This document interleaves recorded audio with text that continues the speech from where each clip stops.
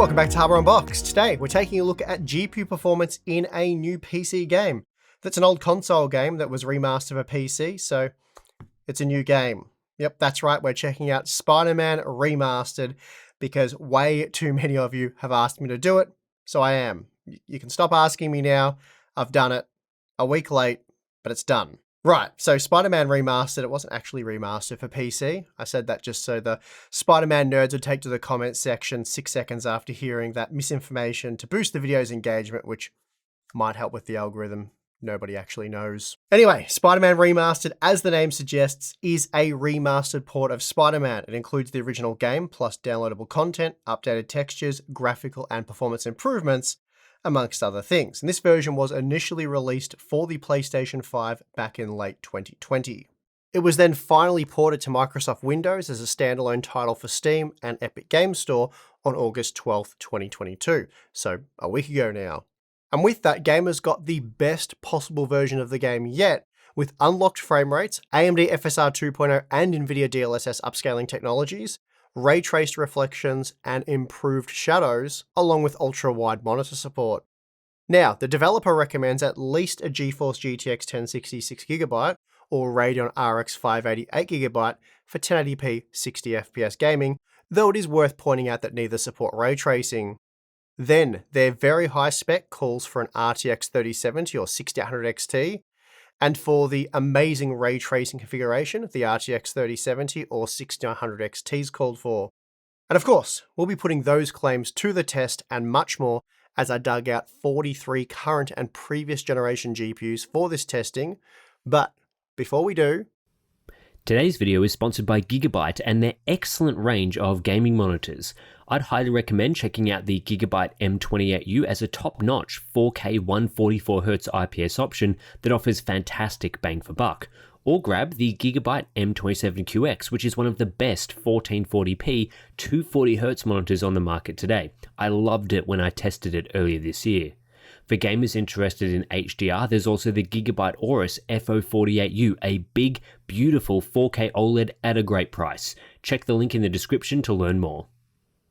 Okay, so I've run all the tests at 1080p, 1440p, and 4K using the medium and very high quality presets, as well as a ray tracing configuration using the high quality preset.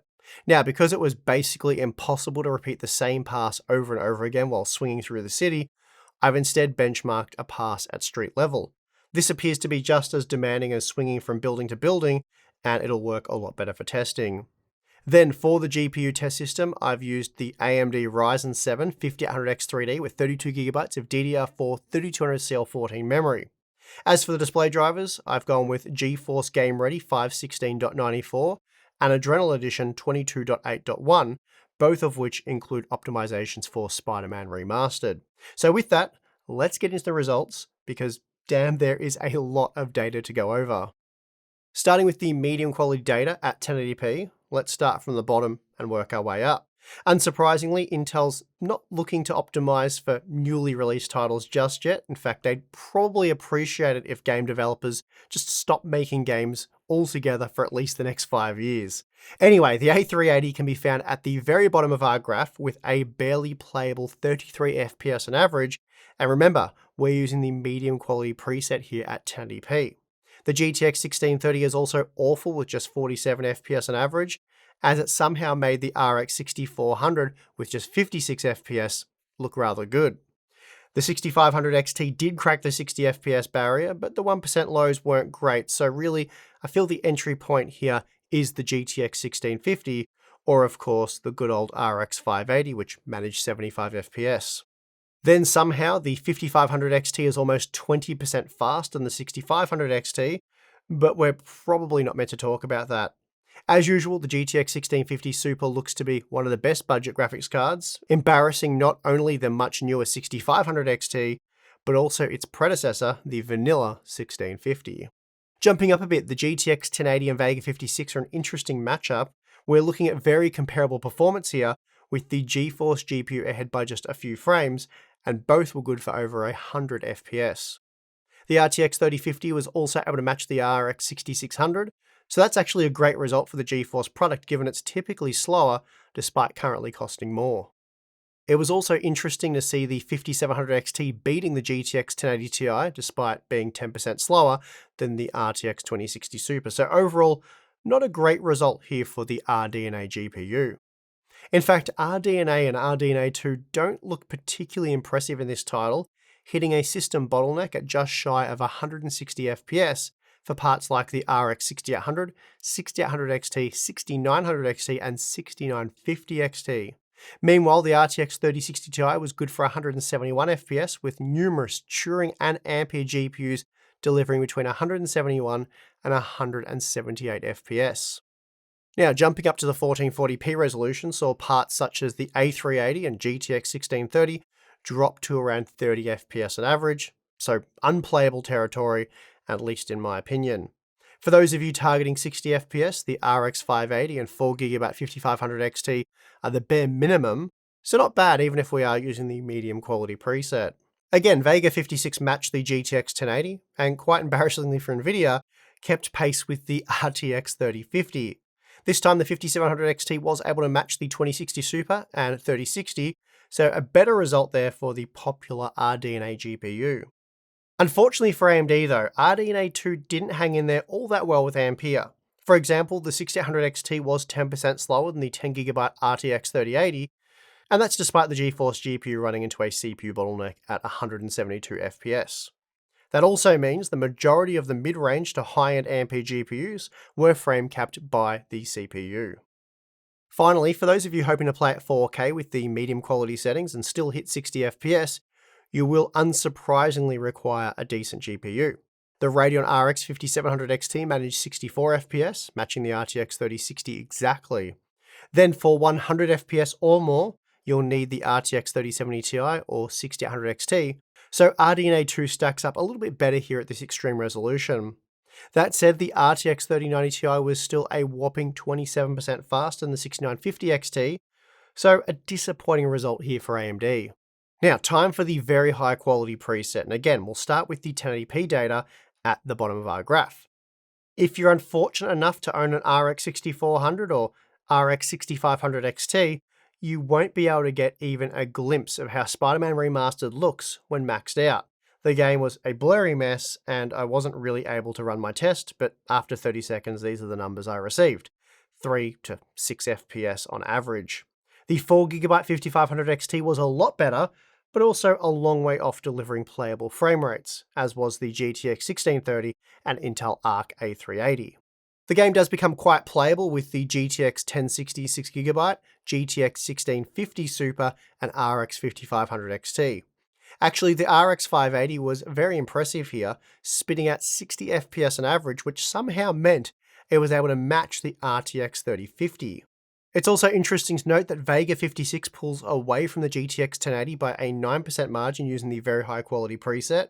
Then we have the vanilla 5700 matching the RTX 2060 and GTX 1080 Ti, while the 5700 XT is up there with the RTX 3060, 2070, and 2060 Super.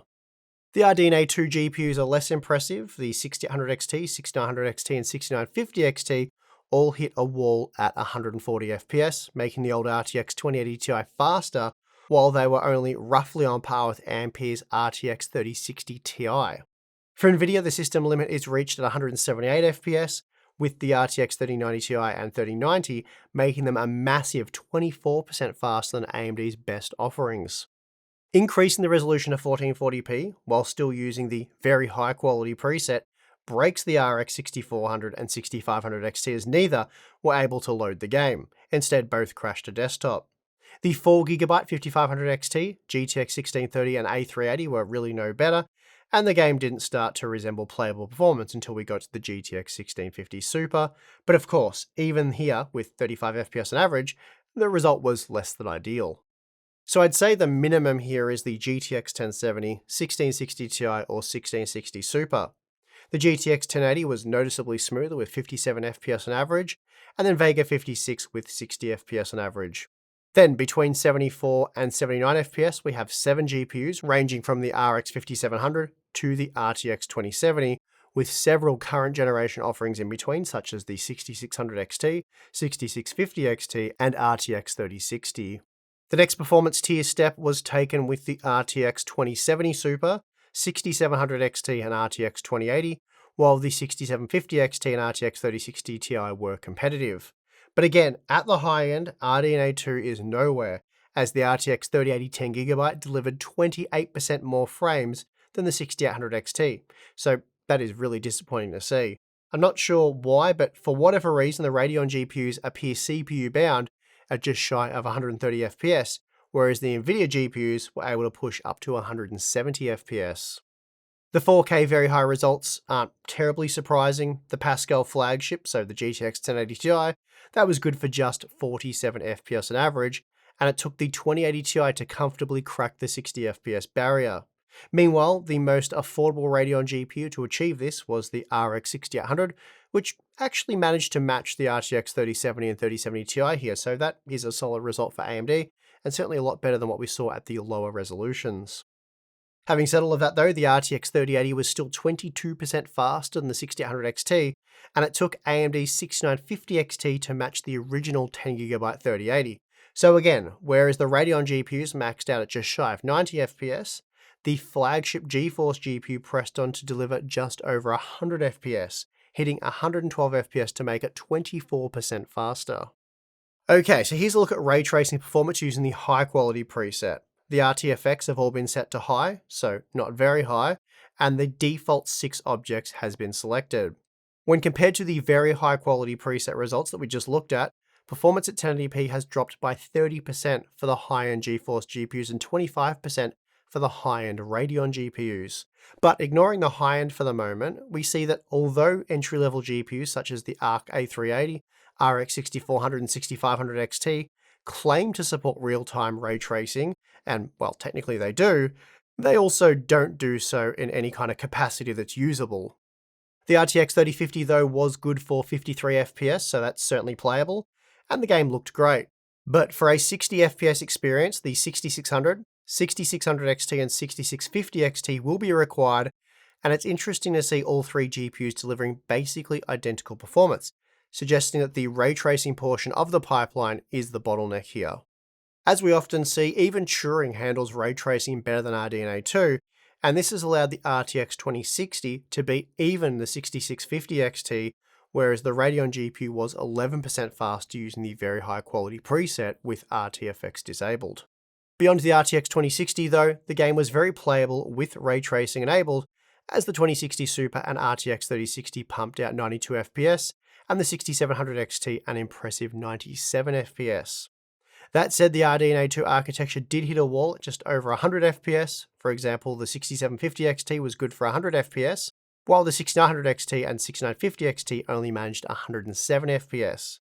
Meanwhile, the high-end GeForce GPUs went as high as 124 FPS, but again, most models ran into a system bottleneck at 1080p, as the RTX 3070 was just 2 FPS behind the RTX 3090 and 3090 Ti. For those of you who want to enjoy ray-traced effects at 1440p, you'll be pleasantly surprised to learn that you can comfortably do so with an RTX 2060 Super, RTX 2070 or an RTX 3060, while AMD users will require the 6700 XT or 6750 XT, though both models work quite a bit faster than the GeForce GPUs just mentioned. Then for a more high refresh rate experience, the RTX 3060 Ti and RX 6800 work really well. Again, the GeForce GPUs, they max out at just over 100 FPS here. The 6950 XT, for example, was just a few frames faster than the RTX 3070 Ti, while the 3080, 3080 Ti, 3090 and 3090 Ti all hit a system limit at 120 FPS. Finally, for 4K gaming with ray tracing enabled, you'll want at least an RTX 2080 Ti, RTX 3070 or RX 6800 for around 60 FPS. Again, the 6950 XT struggled to match the original RTX 3080, but at least here it was within a few frames. But for maximum performance, you will want to go with either an RTX 3080 Ti, 3090 or 3090 Ti. If I get time, I would love to do a CPU benchmark for this title. I'm very interested to see how budget CPUs like the Core i3 12100 handle, so fingers crossed I get time for that.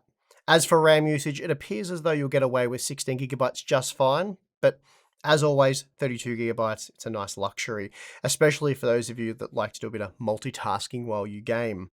For example, 1080p medium only requires a 6500 XT, and that means any relatively modern GPU that's not a GTX 1630 or A380 will work just fine. That said, the 6500 XT 1% lows were a bit sketchy, so let's say the GTX 1650 is the minimum requirement here. Then at 1440p, the RX 580, 5500 XT, GTX 1080 or RTX 3050 will work well. But even when maxed out, it's really not that hard to achieve 60 FPS, and at 1080p, this can be done with an RX 580 or RTX 3050, which admittedly is a bit of an embarrassing matchup there for Nvidia, but it's good to see an old and inexpensive GPU in the RX 580 delivering the goods. Although this content isn't a look at visual quality or any kind of visual quality comparisons, I will just note that in my opinion, Spider-Man Remastered is one of the very best showings for ray-traced effects. The game clearly looks better with them enabled, which is great news, and although the performance hit is still massive, for those of you targeting 60 FPS at 1080p, you can still enjoy the game with ray tracing using fairly modest hardware, such as an RX 6600 or RTX 2060. And even at 1440p, the requirements aren't that extreme. Here the RTX 2060 Super, RTX 3060 or 6700 XT will provide over 60 FPS, in fact well over in the case of the 6700 XT. But it does seem as though at the extreme high end, you're almost always going to be limited by something else other than your graphics card in this title, which is quite rare to see. And that is unless you game at 4K with the quality settings completely maxed out, which I guess you'd probably do for this title, as the RTX 3080 Ti was good for over 80 FPS with 1% lows of well over 60 FPS. But it does appear that the bigger challenge here might be CPU performance. For example, I used the Ryzen 7 5800X3D for all of our testing, and with the higher end GPUs, we often saw utilization peaking at around 70%, which is exceptionally high for a game. However, the game was completely stutter-free, it ran incredibly smooth, much smoother than a lot of the games that we test, especially those that are ported to the PC. All of that said, for those of you using a slower CPU with a high-end GPU, there's a good chance you will be performance limited by your CPU at resolutions below 4K. And without conducting the appropriate level of testing, I can't comment on how smooth the game runs with a lesser CPU.